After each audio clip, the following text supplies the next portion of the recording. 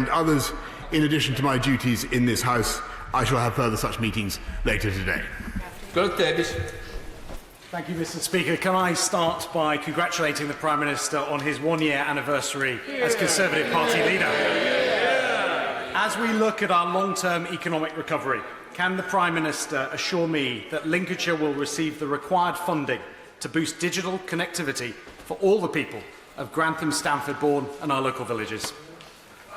Yes, Mr. Speaker, indeed I can, and that's why we've not only pledged £5 billion in funding for gigabit-capable broadband across the country, including the hardest-to-reach areas, but in addition a £34 million package of Lincolnshire superfast broadband, helping 135,000 households to benefit from gigabit-capable speeds.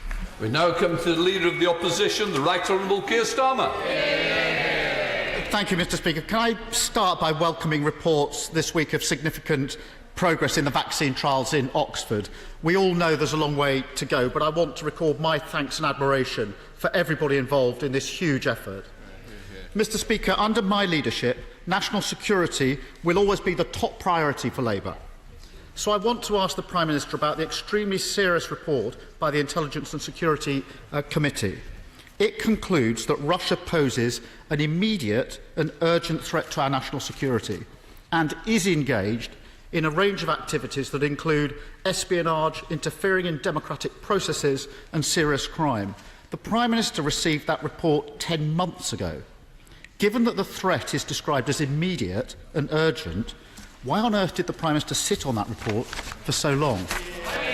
Well, Mr. Speaker, actually, when I was Foreign Secretary, for the period that I've been in office, we've been taking the strongest possible action against Russian wrongdoing, orchestrating, I seem to remember, the expulsion of 130 Russian diplomats, 153 Russian diplomats around the world, while the right honourable gentleman opposite sat on his hands and said nothing, while the Labour Party parroted the line of the Kremlin when people in this country were poisoned at the orders of Vladimir Putin.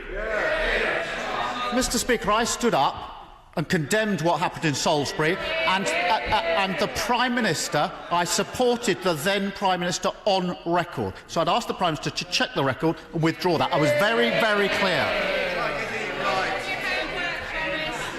The report was very clear that until recently the government's badly underestimated the Russian threat and the response it required. It's still playing catch-up. The government's taken its eye off the ball. Arguably, it wasn't even on the pitch. After this government's been in power for 10 years, how does the Prime Minister explain that? Mr. Speaker, I think the right honourable gentleman's questions are absolutely absurd. There is no country in the Western world that is more vigilant in protecting the interests of this country or the international community from Russian interference. And in fact, we are going further now, introducing new legislation to protect critical national infrastructure and to protect our intellectual property. And I think he will find, if he goes to any international body or any gathering around the world, that is the UK that leads the world in caution about Russian interference. And I must say, I don't wish to contradict the right honourable gentleman, but he sat on his hands, he said nothing. The Leader of the Opposition parroted the line of the Kremlin that the UK should supply. I didn't hear him criticise the then Leader of the Opposition. If he criticised the then Leader of the Opposition, then now is the time for him to set the record straight. Mr. Speaker, I was absolutely clear in condemning what happened in Salisbury, not least because I was involved in bringing proceedings against Russia on behalf of the Litvinenko family. That is why I was so strong about it. And Mr. Speaker, I spent 5 years as Director of Public Prosecutions working on live operations with the Security and Intelligence Services, so I'm not going to take lectures from the Prime Minister about national security. The Prime Minister says he's going to bring forward... I think somebody wants to go for a cup of tea. We don't want an early bath, right? Keir Starmer. Mr. Speaker, the Prime Minister says he will bring forward new legislation. I want to make it clear to the Prime Minister we will support that legislation and work with the government. It's not before time. 18 months ago, the Prime Minister says the government's vigilant. 18 months ago, the Home Secretary said we don't have all the powers yet to tackle the Russian threat, and he said the Official Secrets Act are completely out of date. Other legislation's been passed in that 18-month period. This is about national security. Why has the government delayed so long in bringing forward this legislation? Mr. Speaker, this government is bringing forward legislation, not only a new Espionage Act, not only new laws to protect against theft of our intellectual property, but also a Magnitsky Act directly to counter individuals in Russia or elsewhere who transgress human rights. And there's been no doubt what this is really all about, Mr. Speaker. This is about pressure from the Islingtonian Remainers who have seized on this report to try to give the impression that Russian interference was somehow responsible for Brexit, Mr. Speaker. That's what this is all about. The people of this country didn't vote to leave the EU because of pressure from Russia or Russian interference. They voted because they wanted to take back control of our money, of our trade policy, of our laws. And the simple fact is that after campaigning for Remain, after wanting to overturn the people's referendum day in, day out, all the period when he was sitting on the Labour front bench, he simply can't bring himself to accept that. Can I just gently say to the Prime Minister, as I did last time, he may have to go to Specsavers. The chair is this way, not that way. If you can address me, it would be a lot better. Keir Starmer. Mr. Speaker, I see the Prime Minister's already on his pre-prepared lines. This is a serious question of national security. The Prime Minister sat on this report for 10 months and failed to plug a gap in our law on national security for a year and a half. Mr. Speaker, one of the starkest conclusions in the report is that the UK is clearly a target for Russian disinformation campaigns. The report also highlights that this is being met with a fragmented response across Whitehall and across the government. The report refers to this as a hot potato, with no one organisation recognising itself as having the overall lead. That's a serious gap in our defences. This is not about powers, it's about responsibility, Prime Minister. So how is the Prime Minister going to address that gap and make sure the UK meets this threat with the joined-up, robust response it deserves? Mr. Speaker, there is no other government in the world that takes some more robust steps to protect our democracy, to protect our critical national infrastructure, and to protect our intellectual property, as I have said, from interference by Russia or by anyone else. And frankly, I think that everybody understands that these criticisms are motivated by a desire to undermine the referendum on the European Union, that membership of the European Union, that took place in 2016, the result of which he simply cannot bring himself to accept. A serious gap in our Official Secrets Act, laying bare for 18 months, and that's all the Prime Minister has to say about it. One way the government can seek to clamp down on Russian influence is to prevent the spread of Kremlin-backed disinformation. Obviously, social media companies have a big role to play, but the report also highlights serious distortions in the coverage provided by Russian state-owned international broadcasters such as Russia Today. The High Court has ruled that Russia Today broadcasts pose actual and potential harm. Does the Prime Minister agree with me that it's time to look again at the licensing for Russia Today to operate in the UK? Mr. Speaker, I think this would come more credibly from the Leader of the Opposition had he called out the former Leader of the Opposition when he took money for appearing on Russia Today. I mean, Mr. Speaker, he protested neither against the former Leader of the Opposition's stance on Salisbury, nor against his willingness to take money from Russia Today. He flip-flops from day to day, Mr. Speaker. One day he's in favour of staying in the EU. The next day he's willing to accept Brexit. Mr. Speaker, the Leader of the Opposition has more flip-flops than Bournemouth Beach. Flip-flops. Alexander Stafford. Thank you, Mr. Speaker. Last week, the party opposite bravely abstained on a vote that attempted to tie us into the EU indefinitely, further highlighting the increasing detachment of Labour from the old heartlands like Rother Valley. Can my right honourable friend, the Prime Minister, confirm that we on this side of the House remain fully committed to delivering our promises to the British people and are restoring our full economic independence on the 1st of January, so the people of Thurcroft, Maltby, Diddington and across Rother Valley get the Brexit bonanza and level up that we so deserve? Mr. Speaker, I certainly can give my honourable friend that assurance. That's what the people voted for, and that's what we will deliver. Bring Keir Starmer back for one more question. Keir Starmer. Mr. Speaker, pre-prepared gags on flip-flops. This is the former columnist who wrote 2 versions of every article ever published.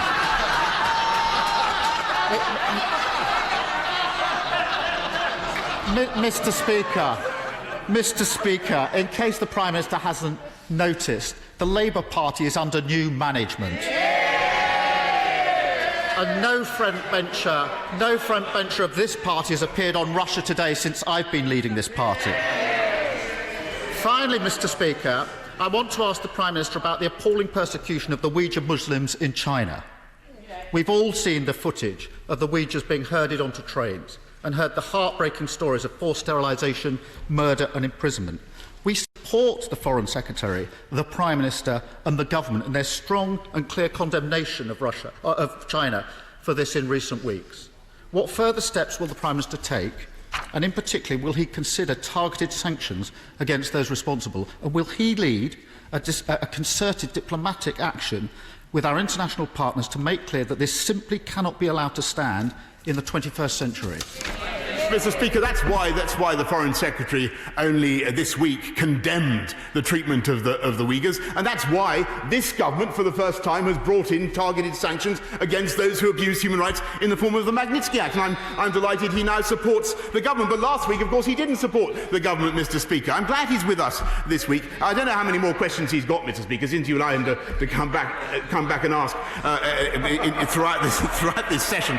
We've been getting on consistently with delivering on our agenda. A year ago, Mr. Speaker, this was a leader of the opposition who was supporting an anti-Semitism condoning Labour, a government that wanted to repeal Brexit. I represent a government that was getting on with delivering on the people's priorities. 40 new hospitals, Mr. Speaker, 20,000 more police, 50,000 more nurses, and by the way, we've already recruited 12,000 more nurses and 6,000 more doctors and 4,000 more police. We are delivering on the people's priorities. We are the people's government, and by the way, we're the government that supports the workers of this country as well, with the biggest ever increase in the living wage.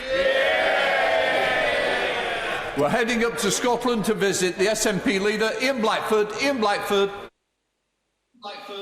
Thank you, Mr. Speaker. Yesterday, the Tory party held a political cabinet with the Prime Minister in a panic about the majority and increasing support for Scottish independence.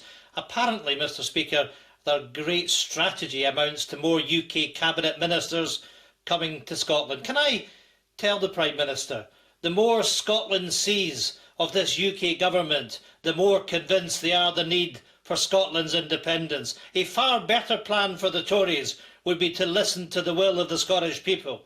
So, before his visit tomorrow, will the Prime Minister call a halt to his government's full frontal attack on devolution?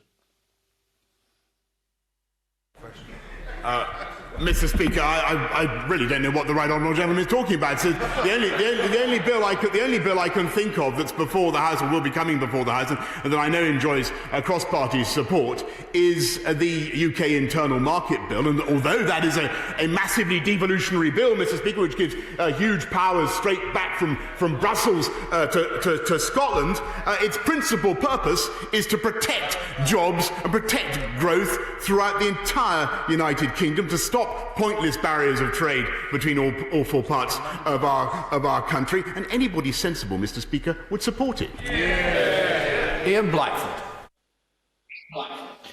Anybody sensible, Mr. Speaker, would realise from that answer that the Prime Minister simply does not get Scotland.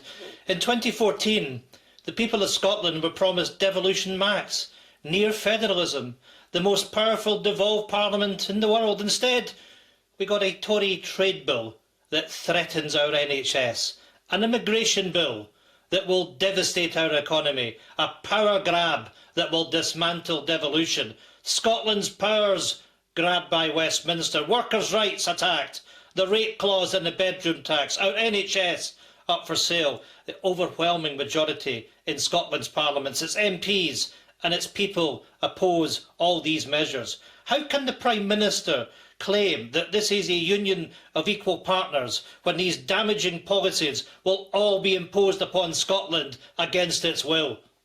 Minister. I mean, I really hesitate to accuse the right honourable gentleman of failing to listen to my last answer, but it's very clear that the UK internal market bill is massively devolutionary, Mr. Speaker. But that is not its. That is 70 powers passed from Brussels to Scotland. I think it's quite incredible. Of course, its purpose is very sensible, which is to protect jobs and growth throughout the entire UK. But just on a political level, it seems bizarre to me that the Scottish Nationalist Party actually want to reverse that process, hand those powers back to unelected and unaccountable bureaucrats in Brussels. Is that really the policy? I don't think it's sensible.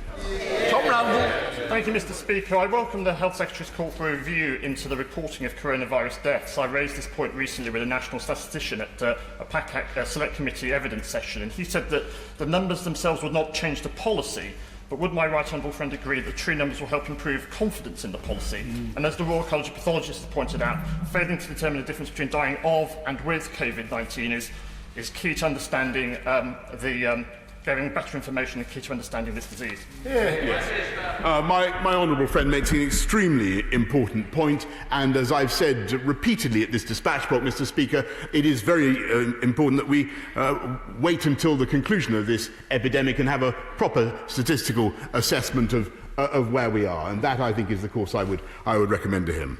Ben Bradshaw. Mr. Speaker, I was the first member of this House to raise concerns about Russian interference in our democracy 4 years ago. By blocking the publication of the Russia report before the election on the grounds that the ISC committee has said was spurious, and then trying to fix the committee, isn't it abundantly clear that this Prime Minister has knowingly and repeatedly put his own personal and party interests before the national security of our country? No, Mr. Speaker, and I think that's a pretty lamentable way of looking at it, lamentable question, because after all, if he thought there was genuinely something in the ISC report that showed that, for instance, the Brexit referendum had been undermined by Russia, then he would now be saying it, but that doesn't appear. And I'm afraid what you have here, as I'm afraid I've told the House several times, is the rage and fury of the Remainer elite, finding that there is in fact nothing in this report and no smoking gun whatever after all that froth and fury, and suddenly all those who want to remain in the EU find that they have no argument to stand on, and I regret that they should simply move on. Still. Thank you, Mr. Speaker. I visited 9 schools in Peterborough in recent weeks. Heads, teachers and of course support staff are doing brilliant work facilitating e-learning and looking after vulnerable families.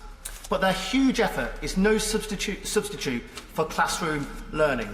Does the Prime Minister agree with me that it's absolutely vital that we get children back where they belong, in the classroom, from September? I do indeed agree with that, Mr. Speaker, and it will be a fantastic thing to hear the Labour Party stand up to their friends in the unions and issue the same instruction. I think that'd be a wonderful thing. Hardy. Thank you, Mr. Speaker. The Social Market Foundation report identified Hull as the area facing the worst economic hit and the slowest recovery to COVID-19. Now, I have stood here in this place and called on the government for support for the caravan manufacturing, for Hull Trains, The Deep, Hull City Council, excluded young entrepreneurs and many others, and received an inadequate response from the government that fails to address the gravity of the situation Hull faces. What the Prime Minister needs to recognise is that you cannot level up by shutting down. So what new support will he give to prevent job losses in Hull West and Hessel? Well, Mr. Speaker, we've already given the East Riding of Yorkshire over £21 million to deal with the pressures of coronavirus. We've supported 90% of caravan manufacturers who she rightly supports with the furlough scheme. And as she knows, we have not only the Kickstarter fund, the £2 billion Kickstarter fund to help young people into work, but also the job retention, the furlough bonus scheme to retain people in their jobs as part of a massive package, £640 billion overall, to get our country moving again and make sure that we bounce back stronger than ever before. Butler. Thank you, Mr. Speaker. Schools in Buckinghamshire have done a tremendous job in recent months balancing online learning with physical classes for the children of key workers. Will my right honourable friend join me in thanking the teachers of the Aylesbury constituency? And will you also agree with me that it is right to have increased funding for schools, providing more money for all pupils and so giving them the best prospects for their future? Yes, Mr. Speaker, and I am proud that we have fulfilled our promise, our manifesto promise. We're levelling up school funding across the country so that every primary school pupil receives at least £4,000 per head, every secondary school pupil £5,150, and I pay tribute to all the teachers and all the schools in his constituency for the excellent work that they've done in the last few months. Ben Lake. Mr. Speaker, face coverings will become mandatory on public transport in Wales next Monday. Now, a zero VAT rating has been applied to most PPEs since the 1st of May, but at present it does not apply to non-medical face coverings. Will the Prime Minister therefore extend the zero rating to these items so that members of the public, especially those on low incomes, are not financially penalised for following the rules? Well, Mr. Speaker, as the honourable gentleman knows, and I thank him very much for his question, we have removed VAT from all PPE, including VAT on face masks that, as everybody knows, can protect from infection. And that removed the burden of VAT in care homes, NHS trusts and for key workers. For homemade face masks, those which meet the PHE guidance will be covered and will continue to be covered by the zero rate. But I'm happy to ask the relevant minister to write to him to clarify the entire position. Liam Miller. Friday is the first anniversary of my right honourable friend becoming Prime Minister, and over the last 12 months, his focus on record funding for the NHS, boosted funding for every school child in England, and also great progress on recruiting more police officers, has all enabled us to start to address some of the ingrained regional inequalities that we have in our country. Can my right honourable friend ensure that levelling up remains central to his vision for our country for every single year of his premiership? Yes. I thank my right honourable friend, and I can absolutely give her that guarantee that in the current circumstances, now is the time to double down on levelling up, Mr. Speaker, and that's what we're going to do, and that's why we're rolling out a colossal programme of investment in infrastructure, massive investments in our public services, and fantastic new technology, because that is the way to give every part of our country the opportunity to realise its potential. Robinson. Thank you very much, Mr. Speaker. On the 10th of July, the Prime Minister met Bethany from Crewe during People's Prime Minister's Questions, where she took the opportunity to raise the campaign for the extension of maternity leave as a direct consequence of COVID-19. And during that session, the Prime Minister not only undertook to look at the petition, but understood the significant ramifications the lockdown has had on mums and parents who have missed out on childcare support, on health visitor access, on the availability of building bonds with wider family members and the community. 10 days later, can I ask the Prime Minister, has he considered that petition? And with recess fast approaching, can he give an indication as to when the Government will respond to the necessary request to get this precious time back for mothers and families? Well, Mr. Speaker, I thank the honourable gentleman for his question. I well remember Bethany and her question, and I know how difficult this problem is for many people, and I can certainly commit to him to look at it in detail and see what we can do, and I'll write back to him. Caroline. Thank you, Mr. Speaker. My right honourable friend knows better than most that COVID has an unequal impact on the BAME community, on the elderly, on men, and indeed on the overweight. Can you please update the House on the steps being taken across government to empower people away from fat shaming and away from an over-reliance on BMI, which we all know is an inaccurate measure for individual well-being, and let us know what he is doing to enable people to take back control of their own well-being? Well, I thank my right honourable friend for the extreme tact with which she expressed her question, and but she makes a very important point, because I'm afraid that there are significant comorbidities associated with COVID, and we do need, as a country, to address obesity and the sad fact that we are, I'm afraid, Mr. Speaker, considerably fatter than most other European nations, apart from the Maltese, as far as I can tell. And we will be announcing a strategy to help, no disrespect disrespect to Malta, Mr. Speaker, that's what the statistics told me, we will be bringing forward a strategy which I hope will conform with my right honourable friend's strictures. Clive Betts. Thank you, Mr. Speaker. I don't know whether the Prime Minister's had a chance yet to read the report commissioned by the Ministry of Housing, Community and Local Government into the standard of homes delivered under permitted development. That report found properties with no windows, that 3/4 of the properties didn't meet the national space standards, and I quote from the report, studio flats of just 16 square metres were found in a number of different PD schemes. To put it in context for the Prime Minister, 16 square metres is just about the size of the base of the ministerial limousine which he gets driven around in each day. Will the Prime Minister now change the rules and ensure that in future we never again allow properties to be built, slums to be built, where people are asked to live in a space which is as small as his ministerial car? Well, Mr. Speaker, I was proud when I was Mayor of London to change the London plan so as to ensure that we went for Parker Morris plus 10 for our space standards, and we will ensure that we not only build back better, that we build back more beautifully, but that we also give people the space they need to live and grow in the homes that we will build. Thank you, Mr. Speaker. As the Prime Minister takes a well-earned staycation, will my right honourable friend mind if I suggest some holiday reading? How Innovation Works by Matt Ridley will give new ideas how we recover from COVID. The Happiness of Blonde People by my dear friend Elif Shafak, who writes about our stories of immigration and the fragility of belonging. And finally, as the MP for the 100-acre wood, it's never too early to read Winnie the Pooh to Wilfred. And as Pooh said, you are braver than you believe, stronger than you seem, and smarter than you think. Sage advice for children everywhere from Wilden. Well, I think that's wonderful advice from my right honourable friend, which I will take to heart, and I look forward to joining her for a game of poo sticks in the 100-acre wood. And wouldn't it be a wonderful thing, Mr. Speaker, if the party opposite abandoned the spirit of Eeyore that currently seems to envelop them? Rachel Hopkins. Thank you, Mr. Speaker. Tonight I will be supporting Luton Town FC, who are fighting for their life in the Championship. Although businesses across Luton South are doing the same. If Luton needs to go back into lockdown, will the government introduce targeted financial support so local people can afford to adhere to health guidance?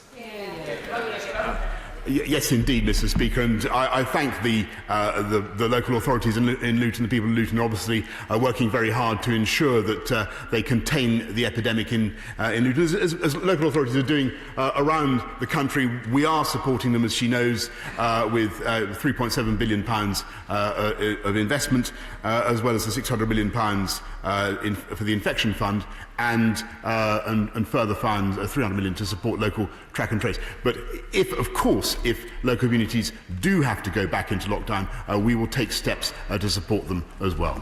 Gagan Mahindra. Thank you, Mr. Speaker. I am wholeheartedly in support of this government's plans to level up our country and build. Many of my constituents are concerned, however, about a proposed housing development in Chorley Wood. Whilst it is important that we build more affordable homes, this cannot come at the expense of our beautiful countryside. Can the Prime Minister tell me how the government will balance the obligations local authorities have to build housing under local plans with protection for the Greenbelt? Of course, Mr. Speaker, and I thank my honourable friend very much for his question, because it allows me to point out that there is massive opportunity to build back better on brownfield sites. And that is what we should prioritise, and that is certainly what we will be telling local authorities. Let's head to Scotland to the Deputy SNP leader, who is audio only. Kirstin Oswald. Thank you, Mr. Speaker. Parliament will return after the summer recess to what manufacturing group Make UK describe as a jobs bloodbath because the Chancellor is ending the furlough scheme. We can see the impact on jobs and livelihoods coming over the horizon because of that furlough cliff edge. Mr. Speaker, a meal deal doesn't cut it. What will the Prime Minister do to support strategic sectors and prevent unemployment reaching 1980s levels? Well, Mr. Speaker, what we are doing already is, she knows about the job retention scheme, the bonus to employers to keep furloughed workers on of £1,000. She knows about the £2 billion Kickstarter fund that we've instituted, these programs, the Eat Out, Help Out programme, the VAT cut, many other things that we've done. On top of the £160 billion we've invested in incomes and in jobs and livelihoods throughout this crisis. But of course, Mr. Speaker, we will continue to do more as the economic ramifications of COVID unfold. And of course, we are preparing for that. And we will make sure we can't, as the Chancellor has said, we can't protect every job. We must be clear with the country. We can't protect every job, but no one will be left without hope, no one will be left without opportunity, and this country will bounce back stronger than ever before. Thank you, Mr. Speaker. St Mawes in my constituency was recently placed first in Which's survey of the best coastal destinations in the UK. Falmouth, a coastal town, constantly punches above its weight with very little. Can my right honourable friend confirm that the government is looking at further financial measures to help the coastal towns that have been hardest hit in their time of need? Prime Minister. Yes, indeed I can, Mr. Speaker. I thank my honourable friend, and I can tell her that we're funding 178 projects throughout England through the £180 million Coastal Communities Fund, and Truro will receive at least £500,000 from the Towns Fund this year to support the High Street and local community. Mr. Speaker, as chair of the all-new parliamentary group on coronavirus, we are leading a cross-party rapid inquiry to make sure that we've learned the lessons from the UK government's handling of this pandemic before a second wave. We've had over 900 submissions so far, including those from bereaved families, those who have long COVID, and also professional bodies like the BMA and the NHS Confederation. We will be releasing recommendations as we go throughout recess. I simply ask, would the Prime Minister take these recommendations seriously with the view to acting on them when we come back in September? So I will be very happy to look at whatever her committee produces. Order. I have a short statement to make about select committees. On Tuesday the 24th of March, the House passed an order allowing for virtual participation in select committee meetings and giving chairs associated powers to make reports. I was given the power under the order to extend it, if necessary, on Monday the 8th of June. I announced an extension till Thursday the 17th of September. I can notify the House today that I am no further extending the order until Friday the 30th of October. In order to allow the safe exit of honourable members participating in this item of business and the safe arrival of those participating in the next, I now suspend the House for 3 minutes. Order.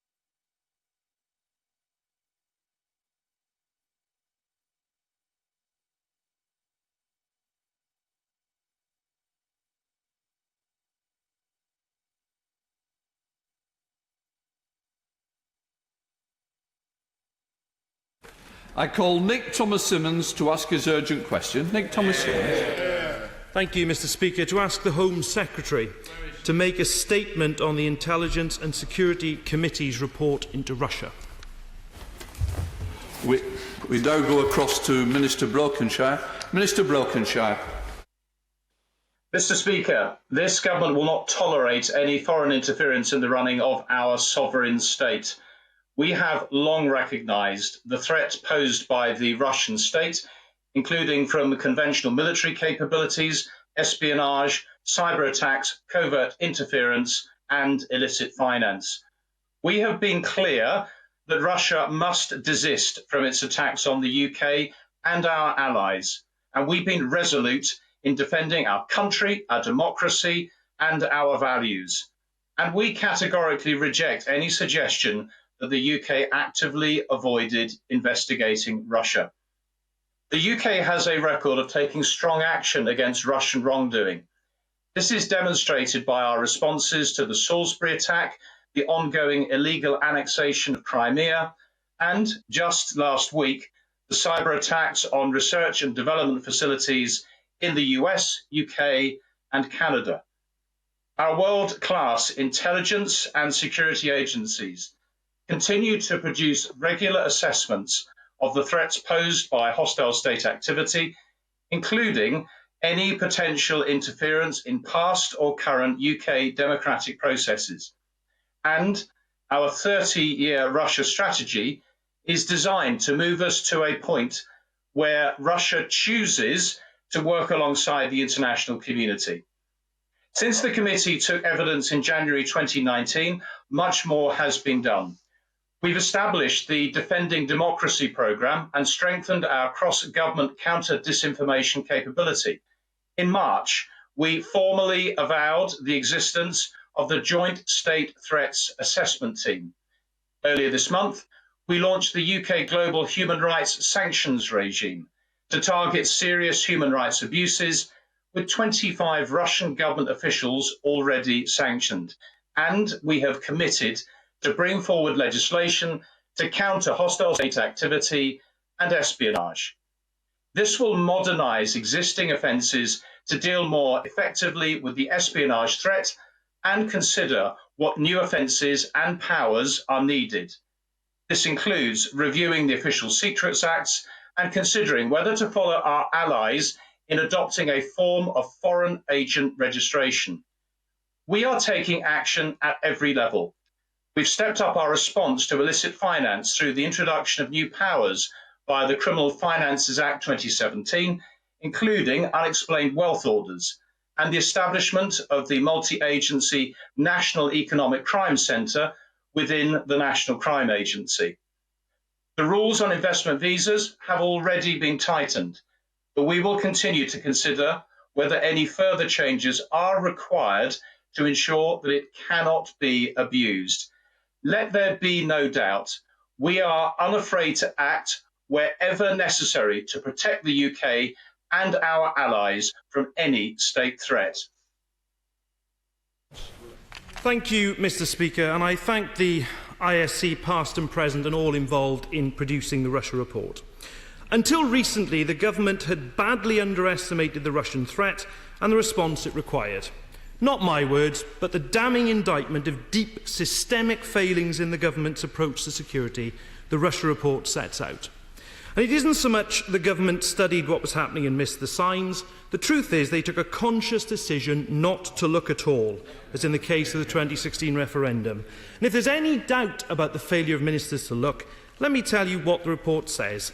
The written evidence provided to us appeared to suggest that Her Majesty's government had not seen or sought evidence of successful interference in UK democratic processes. Who provided the written evidence? Check the footnote, the government itself. No wonder the government was so desperate to delay the publication of this report. Sitting on it for months and blocking its publication before a general election was a dereliction of duty. And let me say, Mr. Speaker, we have no issue with the Russian people. It is the Russian state that is involved in a litany of hostile activity. Cyber warfare, interference in democratic processes, illicit finance and acts of violence on UK soil. And the report finds a failure of security departments to engage with this issue to the extent that the UK now faces a threat from Russia within its own borders. Does the Minister accept that this is in a situation when the UK is, as the report says, a top target for the Russian regime? And does the Minister also accept that on defending the UK's democratic processes and discourse, there was no single organisation offering leadership in government?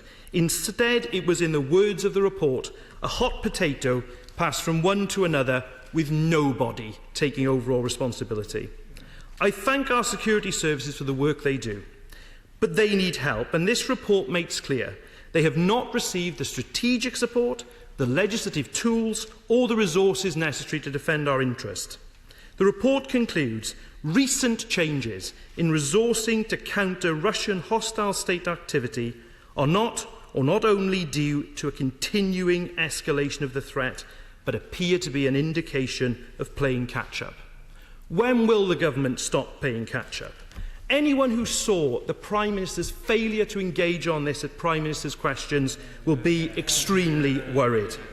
When will the government treat this with the seriousness it deserves, act on the findings of the report and put the security of our country first? Well, Mr. Speaker, the one thing that I agree with in terms of what the Right Honourable Gentleman has said is the threat that we face from Russia, as I made very clear in my opening statement, in terms of all of the different varieties of threat that presents itself. We recognise and have always recognised the enduring and significant threat posed by Russia, and Russia remains a top national security priority for this country. However, in terms of the other assertions that he makes, I reject them. And I think it is a bit rich for the Labour front bench to lecture this government in respect of its stance in relation to Russia, given that the Foreign Secretary, the Shadow Foreign Secretary herself, even said at the weekend that the Labour Party had got it wrong in relation to its position. The Right Honourable Gentleman highlighted the issue of strategy. And again, I would point to the Russia strategy that was implemented in 2017, and indeed the cross-government Russia unit that is focused on all of this and actually brings things together across government with accountability through the National Security Council. He highlights the issue of the protection of our democracy.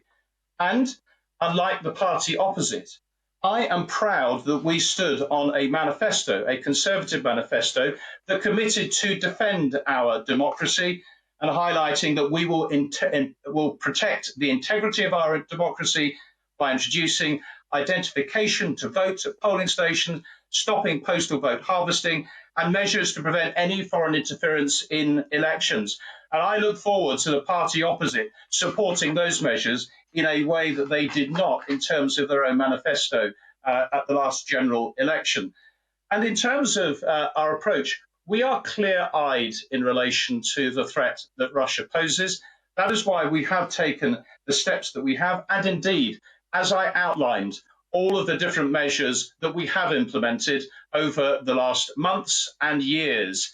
And indeed, to set out that message to Russia, that whilst we want to maintain that dialogue with them, there can be that no normalisation of our bilateral relationship until Russia ends the destabilising activity that threatens the UK and our allies and undermines the safety of our citizens and our collective security. We take the issue of our national security incredibly seriously. And as I say, I will take no lectures from the party opposite in putting the interests of this country first. The Chair of the Intelligence and Security Committee, Dr. Julian Lewis. Thank you, Mr. Speaker. Given that the Minister has so much to say on this subject, it's really rather sad that it's having to be said in the context of an urgent question rather than a voluntary statement by the government. The Russia report could not have been produced to this high standard without the dedication, the expertise and above all the objectivity of the ISC's brilliant staff some of whom I've worked with previously. Yet, according to the journalist Tim Walker, some people within government tried to sack the Secretariat and make political appointments. Will my right honourable friend, as I still regard him, resist the temptation to fob us off with clichés about not believing everything you read in the media, and give this House now a categorical commitment that no party political special advisers will be allowed anywhere near the Intelligence and Security Committee? Thank you, Mr. Speaker. Can I thank my honourable friend in relation to what he has said about the work of the Intelligence and Security Committee of Parliament? And he will recall that he and I shared the Bill Committee establishing the ISC, and he will know the weight and consideration that I give to it, and indeed the work of those officials and those who work to support its activities, its inquiries, and its investigations. And he can certainly have my assurance as to the weight and the support that I give to his committee. I commend the work of the previous committee that has produced this report that is subject to this urgent question, and also commend all members of the committee for the work, the robust and rigorous work that I know that they will do during the course of this Parliament. We now go to the SNP spokesperson, Stuart Malcolm MacDonald. Mr. Speaker, unlike the Minister, I'll at least have the grace to congratulate the honourable gentleman on his election to the chairmanship of the Intelligence and Security Committee, and he'll have our backing and make sure he stays there, because he's an independent-minded person and he's the right person to chair that committee. And like him, I would thank the committee for publication of the report. Mr. Speaker, sir, there is a lot of stuff in there. This is a cow that is going to give us a lot of milk for quite some time, and I think it deserves to be taken seriously and objectively. I think the issues it raises in relation to actively looking the other way as far as interference into the Brexit referendum needs to be addressed, and need to be addressed objectively by both the government and indeed by the opposition. That also applies to what it has to say about the Scottish referendum. I have banged on more about this than any other MP or politician in Scotland.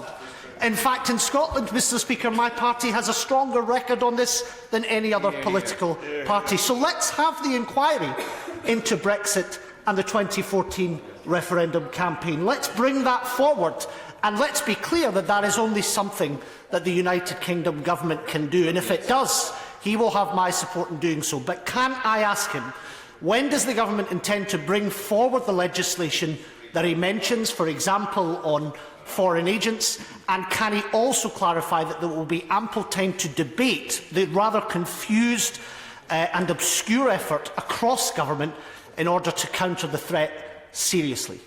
Minister Brelkenshire. To the honourable gentleman is that we have produced our response to the committee's report, and I would commend him to look at that, because it does underline on this issue that he highlights around an inquiry that it is the work of the intelligence and security agencies to assess any new evidence as it emerges. And given this long-standing approach, we do not believe it is necessary to hold a specific retrospective inquiry. If there were evidence available to be found, it would emerge through our existing processes. And we have seen no evidence of successful interference in the way that has been described by some. And indeed, it does leave, I think, many people to think that this is more about re-arguing some of the issues over the Brexit referendum itself, not respecting and reflecting the outcome of that referendum.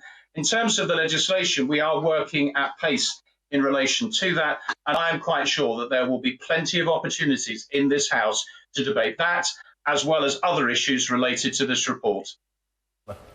Thank you. Mr. Speaker, this report highlights concerning aspects of Russian interference in UK affairs with a sinister combination of 21st century technology and tactics that are reminiscent of the Cold War. Much of the report is redacted for obvious reasons, but can my right honourable friend assure the House that he is satisfied that where mistakes were made or where threats were underestimated, they are already being put right to ensure that our democracy and our economy are protected from nefarious influence now and in the future? Minister. Well, can I say to my honourable friend that we keep all of our response under review. It's why I have highlighted all of the different measures and steps that are in place to guard against this risk from action, interference, espionage by any hostile states in terms of, or hostile state activity in terms of what that requires. And so it is why we, for example, in 2017, established the NSC endorsed Russia strategy. But he can have my assurance as to the steps that we have taken and the steps that we will continue to take to guard our security and ensure that national security is absolutely at the forefront. Alistair Clyde. Thank you, Mr. Speaker. It was not lost on the House that the Minister did not answer the question put to him by the Chairman of the Intelligence and Security Committee. Will he now do so, please? Minister. Well, I think to respond to the right honourable gentleman, I was very clear as to the weight and the importance of the independent scrutiny that the ISC provides, and why, from my perspective and the government's perspective, we will always examine and reflect carefully on the incredibly important work and the importance of that being conducted in the independent way that the ISC has always fulfilled its role and responsibility. And I am quite clear that that will continue into the future. Joe Gideon. Thank you, Mr. Speaker. The ISC report suggests that the SNP have questions to answer about Russian interference.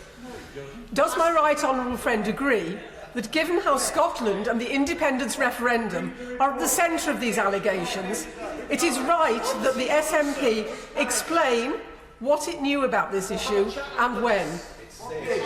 Minister Brokenshire. Honourable friend has made her point, I think, very clearly and firmly, and we will wait to see how the SNP themselves respond to various points that have been flagged. But obviously our priority is for the national security of the whole of our United Kingdom, and that work continues very firmly by this government. Cavan Jones. Can I say, I wish the member for Stoke-on-Trent or the special advisor who wrote that question had actually read the report, because clearly she hasn't. One of the main recommendations from the committee was the need for a bill to reform the Official Secrets Act and an Espionage Act. And I welcome what the Minister has announced today, and more broadly and more informative in this morning's Times newspaper. Both the former Director of MI5 and the Right Honourable Member for Bromsgrove, when he gave evidence to the ISC, both supported this. The Law Commissioners in 2017 set off a consultation process around this. It is yet to report. Could I ask the Minister when it will report? And can I urge him to really make sure that we do get this legislation in place? Because it is needed. And let's hope it's not going to just be some spin to take the headlines on the day after the report was announced. And let's actually get it into action. Minister Brokenshire.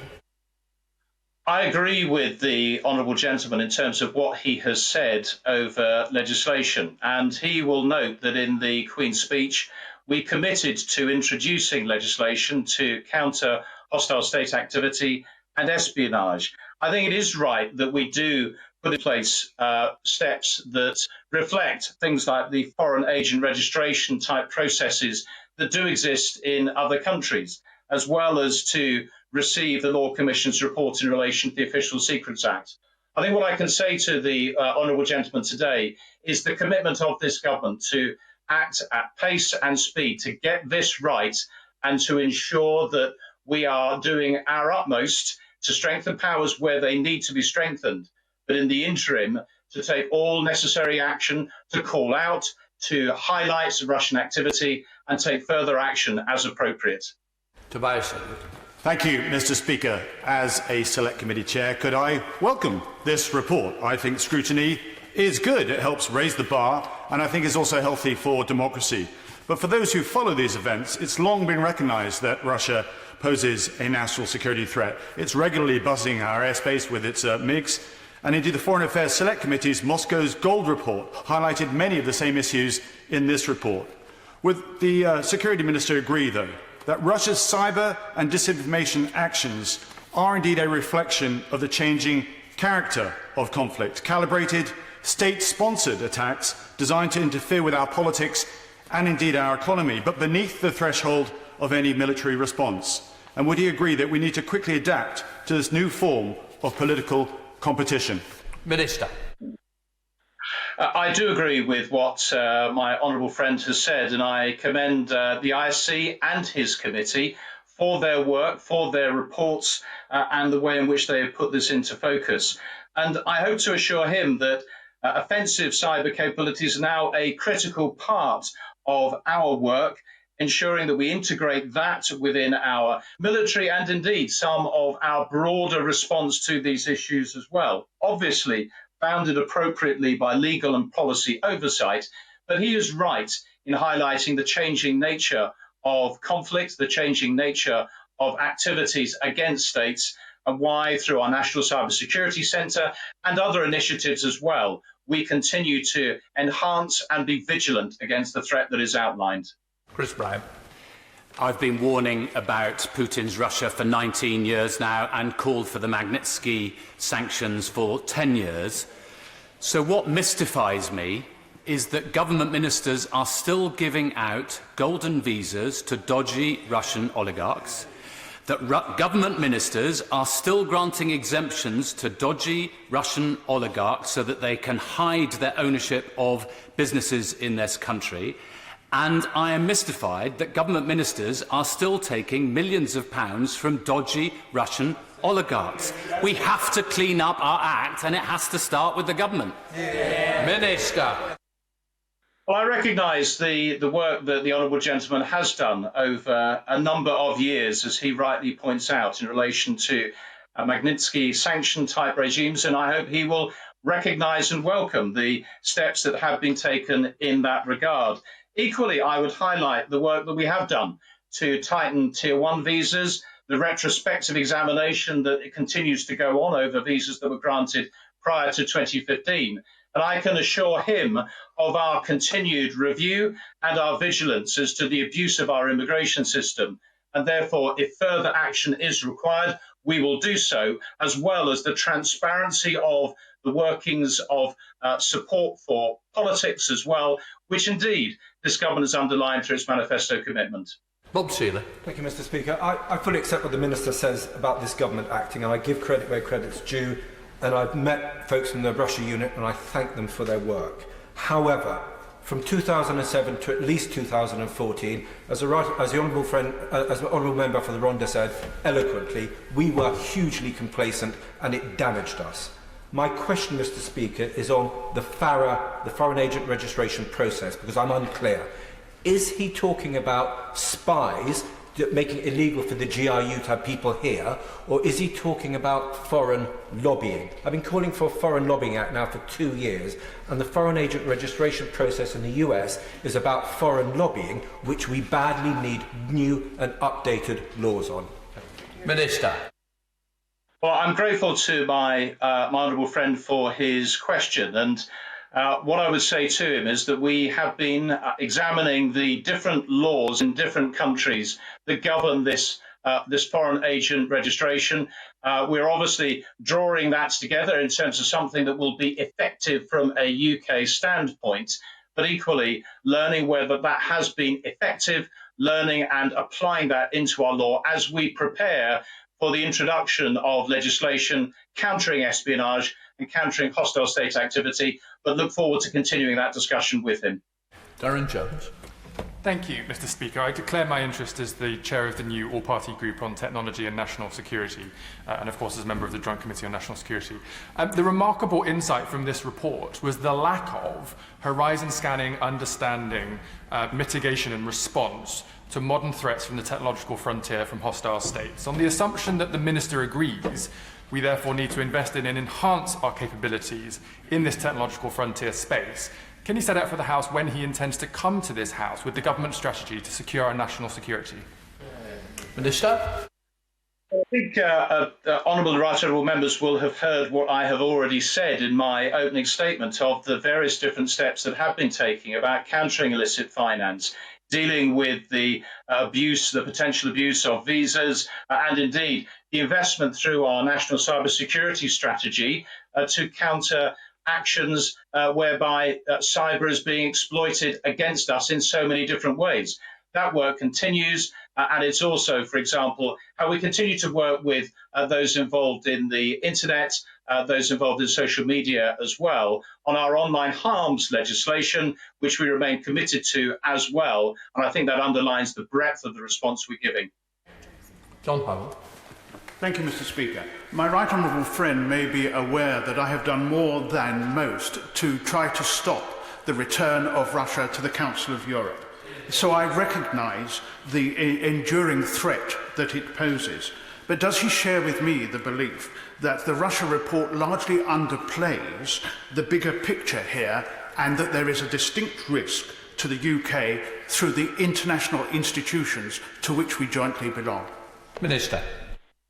Well, I think my honourable friend and I pay tribute to him for all of his work in the fact that Russia seeks to advance this sense of a state that supports the rules-based order, and yet through all of its other actions, we can see that there is this fundamentally different approach. So I do underline that sense that he's focused on in terms of multilateral organisations, how we need to be, again, clear-eyed as to the threats and risks that are posed there, and look forward to working with him and others as we continue to call that out and ensure that our interests are best reflected through those very organisations in upholding the rules-based order. Clive Afford. Thank you, Mr. Speaker. The Minister still hasn't answered the question posed by the Right Honourable Member for New Forest East. He's alleged that there was a political attempt to remove the Secretariat of the ISC and replace it with political place men or women.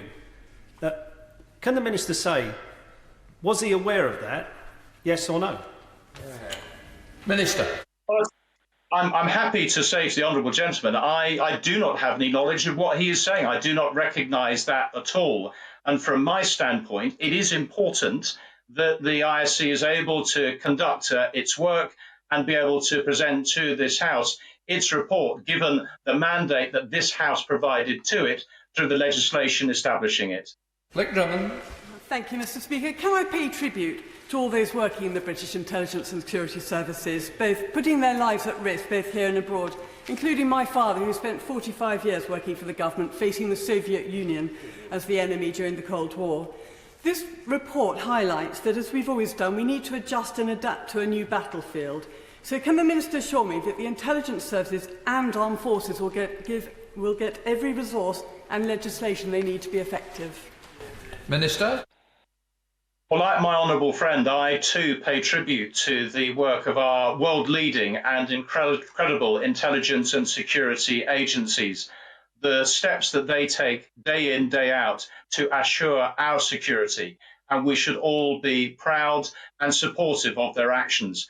My honourable friend will know that there is an integrated review and a spending review that is now ongoing, but she can have my assurances to the importance and the emphasis that we give to our national security, and I am sure as this process continues how that is best reflected so that we can be protected and guard our future against the range of different threats that are out there and looking to undermine this country, and why we stand firm against that.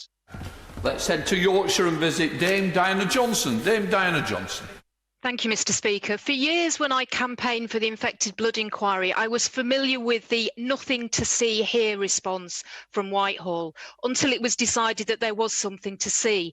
And if a chief constable played down a spate of local muggings because police chose not to investigate, any MP worth their salt would not accept that.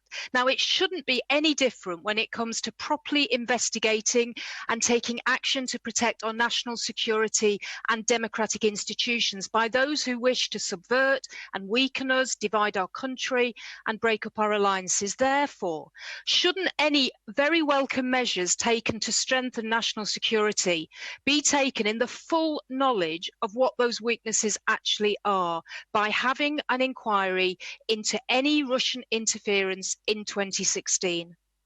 Minister. Well, what I would say to the Honourable Lady is that our work is informed by regular assessment by our security and intelligence agencies that therefore ensure that there is this dynamic response. And hence the reason why we are not persuaded of this call for some sort of separate inquiry. We have seen the ISC's report, we have responded to that, but we are vigilant against the threats and challenges that are there in defending our democracy, and indeed why we have a Defending Democracy programme that is looking at further steps and further legislation to underpin that. So she can certainly have this government's commitment that we stand firm on those issues, and therefore the security work that continues to inform all of our actions. Andy Carter. Thank you, Mr. Speaker. Can I pick up on the point made by my right honourable friend, the member for Bournemouth East? Russia does pose a serious threat to this country, and it is changing that threat. So can my right honourable friend confirm that the government will continue to work with NATO and our other international allies to tackle this threat, and that will be resolute in defending our country, our democracy and our values from a hostile state? Minister. I can give that assurance to my honourable friend, and the importance of NATO is one that I recognise so clearly. Indeed, the work that NATO does on cyber as well, and the support for others. And certainly in that context, for example, the steps that we continue to take to support our allies in the Baltic and the challenges that remain there, the strength of NATO and how that guards our security and remains so important to our future policy. Deirdre Brooke. Thank you very much, Mr. Speaker. The committee said that government ministers didn't want to know, didn't want to ask about Russian interference in elections and referendums. It seems they didn't want to know and didn't want to ask about dark money funnelled into the Brexit referendum through the DUP by a former Scottish Tory Vice Chair, Richard Cook, either. How will he stop foreign donations polluting our elections?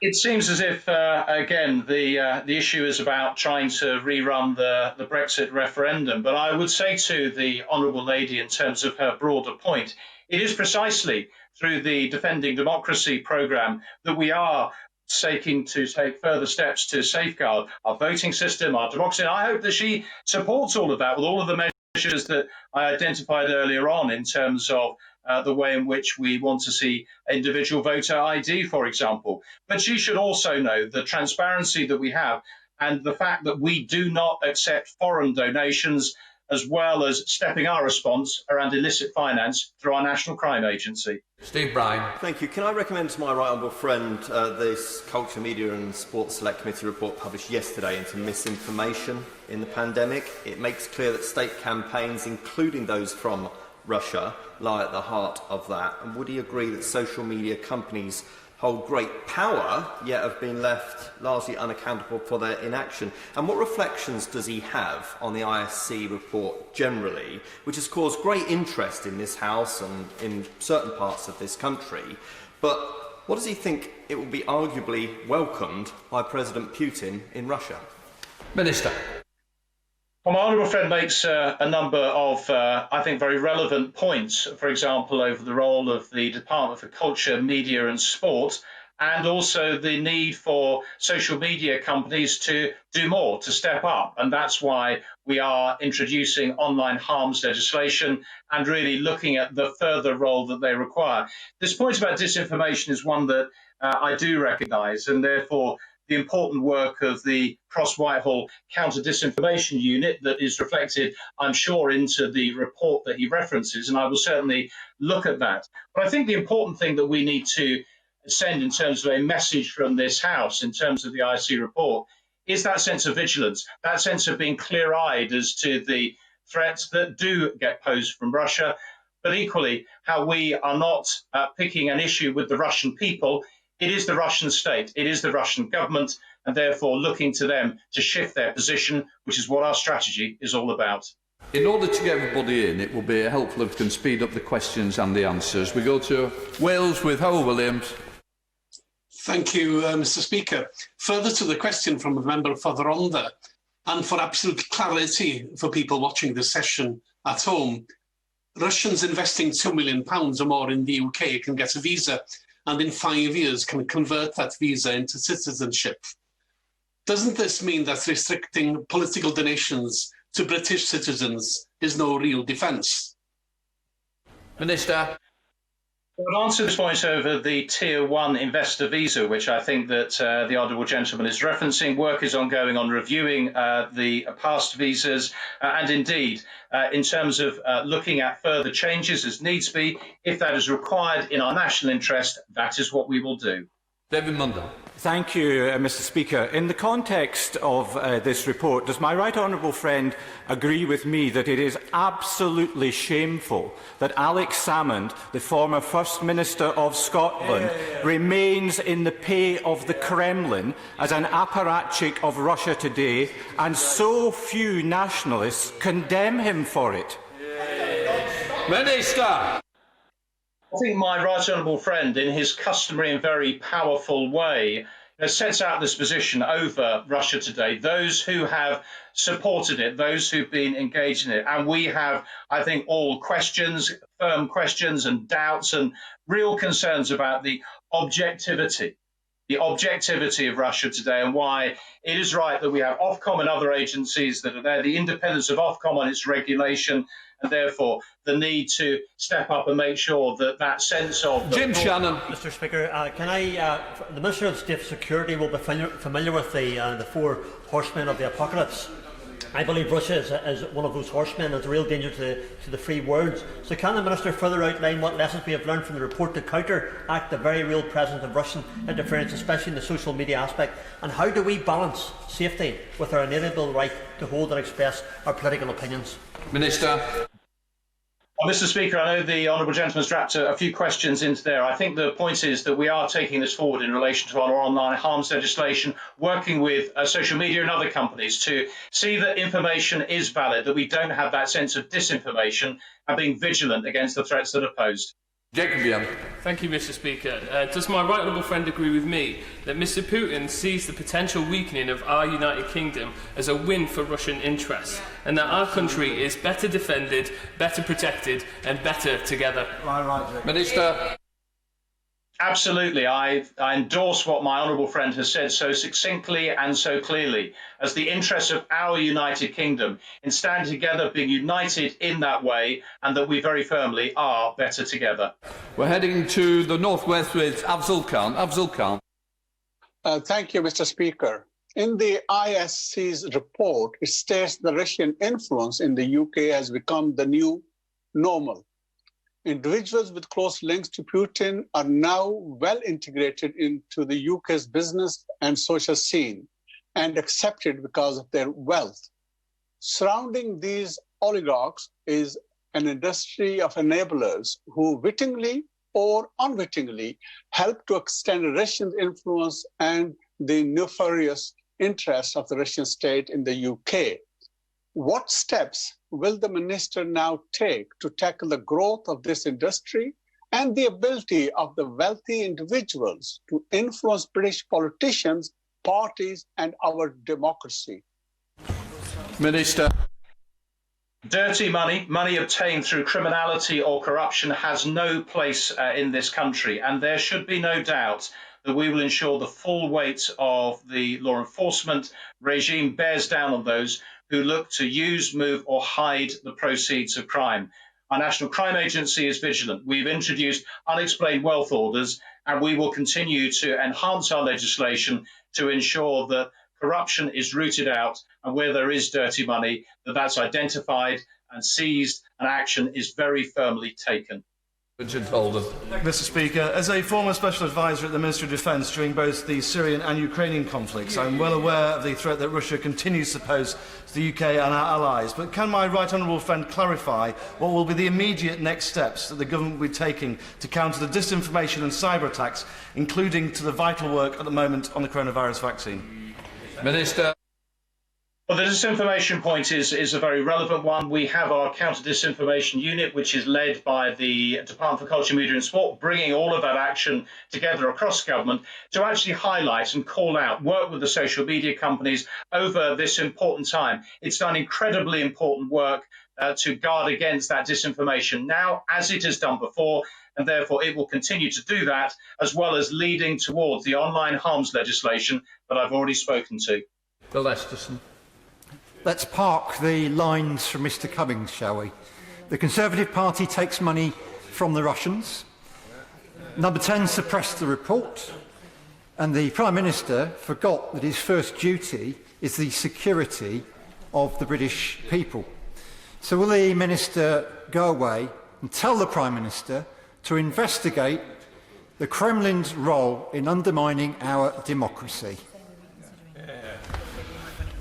Well, I will take no lectures from the Labour Party opposite. Indeed, the Whip's question that the honourable gentleman has given to me. This government, my party, is vigilant on issues of national security. We will remain so and be clear-eyed as to the threat that Russia poses, and where further action is taken, needs to be taken. As I've said today, we will do so. Christian Wakeford. Ronnie Cowan in Scotland. Ronnie Cowan. Thank you very much, Mr Speaker. The report said it has been surprisingly difficult to establish who has responsibility for what. And that conclusion is supported by the government's response, which alludes to the responsibilities of the Paymaster General, the Chancellor of Duchy of Lancaster, DCMS, the Home Office, the Defence Secretary, the Foreign Secretary and the PM. At 10 a.m. this morning, we still didn't know who had done the short straw and would come to the House to defend the indefensible. Is this report, the government's delay in publishing it and its reaction to it, just another example of the incompetence and arrogance that we've come to expect from this Conservative and Unionist government? Minister. No, and I'm very comfortable in terms of underlining that commitment that this government has in terms of defending our national security. And in terms of the point that he makes about structure, well, actually, it is about having a whole government approach, ensuring that we do have each part of government engaged, working. And this concept of fusion in drawing this together, that is what we do with having our National Security Council and the accountability through that to deliver against it. Anderson. Thank you, Mr Speaker. Will my right honourable friend confirm for the people of Wolverhampton that our intelligence and security agencies are capable of identifying and dealing with any threat in the involving battle space? Minister. Well, I can say to him of the support, the resourcing that is given to our intelligence and security agencies, how we, I think, have such world-leading capabilities and can be proud of the work that they do for us. And therefore, for his constituents in Wolverhampton and indeed for constituents across the country as well, that support that we give to them in defending our security. Go to Yorkshire with Dan Jarvis. Dan Jarvis. Thank you, Mr Speaker. The ISC stressed the need to ensure that our response to the threat from Russia is not solely focused on national events and organisations. So can I ask the Minister, therefore, what he intends to do to protect our public sector, our NHS and local government services, which he knows all about, from malicious Russian cyber intrusion, once funding for the National Cyber Security Programme comes to an end in March of next year? Minister. Well, I'm grateful to the point the right honourable gentleman makes, because this issue of our cyber defences is one that this government has invested in very clearly. He highlights the point of the National Cyber Security Centre, and I know the work that they do with local government, indeed the devolved administrations too, in being vigilant against the threats. Indeed, only last week, calling out Russian activity against pharmaceutical and other companies as well, to ensure that that knowledge is there and therefore to be able to guard against it. Garney. Thank you, Mr Speaker. This morning on the radio, Commissioner Cressida Dick said, "I do think people should be concerned about the threat from Russia." Can the Minister assure me that our security services will work with our police services to make sure they have the data, the information and the resources to deal with any local threats? Minister. Well, I can say to my right honourable friend that there is a very strong join-up between our security and intelligence agencies as well as our police. Indeed, when looking at the work that I do each week, I see that join-up and see that work. So she can absolutely have my assurance in that regard. Let's head to Walthamstow with Stella Creasy. Stella Creasy. Thank you, Mr. Speaker. The Minister has told us today that he's confident there is no need for an investigation into any potential Russian interference in the EU referendum, because if there had been, it would have been detected by existing processes. Given this report sets out that there was Russian interference in other referendums and they continue to be involved in British politics, why does he think the Russians chose to sit that one out? Minister. Well, I think that we're certainly hearing some questions to try and refight the referendum. I think actually we should respect that, and that's what this government has done. That's what we've been elected on a mandate to do, to deliver on the Brexit referendum. But she certainly has my assurance of the vigilance that we have against that sense of intrusion, the disinformation, and all of the steps that I've outlined today in terms of guarding against that. Stuart. Thank you, Mr. Speaker. It comes as no surprise to me that the Russian state seeks to infiltrate and influence so many aspects of our society. But I'm particularly worried by Russian cyber activities, especially attempts to steal our secrets, intellectual property and new technologies. I know that in recent years more resources have been given to the security and intelligence services, particularly GCHQ and the Army's MOD's 77th Brigade. But does my right honourable friend agree with me that our offensive cyber capabilities may well have to be enhanced further, given the persistent and increasing threats from Russia? Minister. Well, my honourable friend, with all of his experience, has highlighted a very important point about the need for offensive cyber capabilities, and we were the first NATO ally to offer offensive cyber capabilities to the alliance. I'm quite sure that this is an issue that will be of core interest and focus as we look at the integrated review, and he sets out that compelling argument for further investment, and I'm quite sure that will be reflected upon very, very carefully. Tamanjeet Singh Dassi.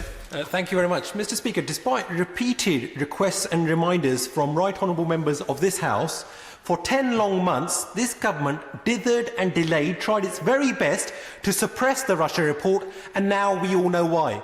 Given the threat to our national security and that it was about preserving and protecting our very democracy itself, how could this government have been so incompetent, been asleep at the wheel, and not even asked the bare minimum obvious questions? Minister. Well, I don't actually recognise at all the characterisation that the honourable gentleman provides, and I welcome the fact that speedily after its creation that the ISC has published this report, has shone a light on the issue of Russia, that sense of the need for vigilance, which this government continues to have. And therefore, it is that approach that we take through from this, rather than the political characterisation that the honourable gentleman has sought to proffer. Becker. Mr. Speaker, the ISC report rightly thanks 5 Russia experts from outside the intelligence community, 2 of whom have done some great work with the Legatum Institute. Will my right honourable friend join me in thanking those individuals, the Institute and indeed their visionary founder Christopher Chandler, for having the courage and the commitment to expend the resources and take the risks to oppose Russian wrongdoing from the private sector? Minister. I commend Legatum and all those who have sought to assemble evidence of the impact and effect. Indeed, how I think that has added to the report that the ISC have produced. And therefore, I look forward to that continuing as the ISC gets into its stride in this session, and therefore the contribution that so many people have to offer in seeing that the ISC does its job well and can therefore work to ensure that our response to these issues of national security are as well informed as possible. Margaret Farrier in Scotland. Margaret Farrier. Thank you, Mr. Speaker. As if it wasn't bad enough that we have unelected peers making major decisions for Scotland, the report raises serious questions about several members of the House of Lords and their links to business interests in Russia and the potential for those relationships to be exploited by the Russian state. Will the government urgently support measures to enhance scrutiny of the incomes of the Lords to the same level as the rules for registering MPs' interests? Minister. I agree that the transparency of information about political donations is incredibly important. I should say to the Honourable Lady that the relevant code is the responsibility of the House itself, and it is kept under review by the House of Lords Conduct Committee. And I am confident that the Conduct Committee will give due consideration to the clear recommendations that the report from the ISC has made. Peter Gibson. Thank you, Mr. Speaker. The people of Darlington voted to leave the EU in 2016. Does my right honourable friend agree that the referendum accurately recorded the genuine will of the people and that the government was right to deliver on that mandate and take us out of the EU? Quite sure that fits in with our subject. So what I'm going to do is move on to Yvette Cooper, Chair of the Select Committee. Thank you. I'm grateful, Mr. Speaker. I served on the ISC in the late 90s when we had a big Labour majority in Parliament and a Conservative chair, the much respected Tom King. And there is a long tradition of members of both houses putting aside party politics to engage in independent scrutiny of the vital work that our intelligence agencies do and to work crucially in support of the national interest. The government puts that at risk at its peril. So can he answer the current chair's question? Will he now rule out any attempt at government interference in the work of the ISC, any political appointments to its secretariat, any special advisers to be appointed to him? Would he rule that out now? Yes or no? Minister. I'm very clear on the need for independence by the ISC, as I have responded to in previous questions, and certainly I do not want to see the sense of that question of its independence being drawn into any doubt. It is important that the ISC is independent and rigorous, and the Right Honourable Lady can have my assurance in terms of the steps that I take to uphold that. So the final question, unless you can't. Thank you, Mr. Speaker. Yes, Russia is attacking our democratic structures, and internationally, Russia and others are also undermining our greatest assets, our alliances and multilaterals. So does my right honourable friend agree that we need a unit at the Foreign Office specifically focused on protecting our interests and upholding the democratic nature of elections of presidents and chairs of multilateral organisations? Minister. Say to my right honourable friend that yes, I absolutely recognise the different threats, the different challenges that are there, and it is why we do have the government Russia unit, which brings together the diplomatic, intelligence and military capabilities to maximum effect. How there is a specific lead official at the Foreign Office that is responsible for our work on Russia, and therefore the important point that she makes of that vigilance, of that need to draw that information together is absolutely in place, and we will continue to ensure that the interests of this country through that work is at the forefront and that we defend our nation's security. In order to allow the safe exit of honourable members participating in this item of business and the safe arrival of those participating in the next, I am suspending the House for 3 minutes. Order.